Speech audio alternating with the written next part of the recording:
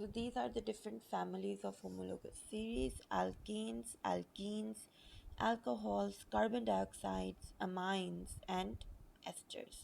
So alkanes do not have any double bonds in them and their name is ene. Alkenes have double bonds in them and their name is ene. Alcohols have an OH group attached to the carbon and their name is anol.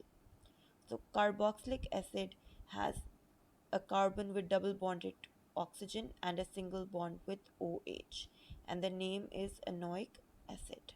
Then we have amines with carbon attached to NH2 and the name is amine. And then in the last we have esters.